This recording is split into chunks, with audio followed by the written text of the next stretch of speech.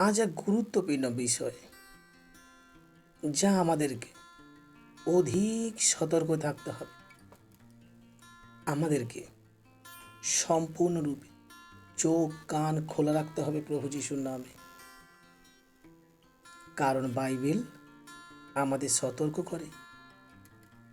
Bible আমাদেরকে আগাম জানাচ্ছেন যে অত্যন্ত সতর্কতার প্রয়োজন আছে আমাদের খ্রিস্ট জীবনযাপনে। এক গুরুত্বপূর্ণ সেই আস্থা, এক গুরুত্বপূর্ণ সেই জীবনযাপন আমাদেরকে করতে হবে। পরমেশ্বরের কাছে আমাদের প্রত্যেকজনের আত্মা অনেক গুরুত্বপূর্ণ, অনেক অনেক আদরণীয়।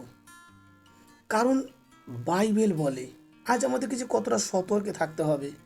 বাইবেল প্রকাশিত বাক্য 12 অধ্যায় 12 পদ বচন বলে, অতএব হে স্বর্গ ও তোর নিবাসীগণ, আনন্দ করো, পৃথিবী ও সমুদ্রের সন্তাপ হইবে, কেননা দিয়াবল তোমাদের নিকটে নামিয়া গিয়াছে। সে অতিশয় রাগাপন্ন, সে জানে তাহার কাল সংক্ষিপ্ত।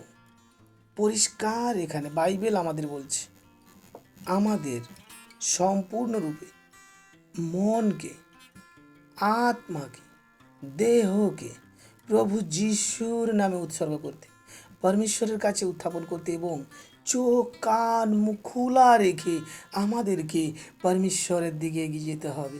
হালেলুয়া! তবে কিন্তু আমরা পরমেশ্বরের পরিত্রাণ, পরমেশ্বরের ব্লেসিংয়ের সঙ্গে থাকবো।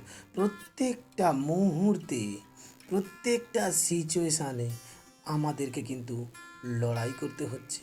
আর এই লড়াই তো আমরাই জিতব, কারণ পরমেশ্বর যুগ যুগান্তর আমাদের সঙ্গে আছেন। আমাদের ঈশ্বর কখনোই আমাদেরকে ত্যাগ করে নাই। হালেলুয়া! বাইবেল পাঠ করো আর তুমি মজবুত থাকো প্রভু যিশু নামে। আমিন।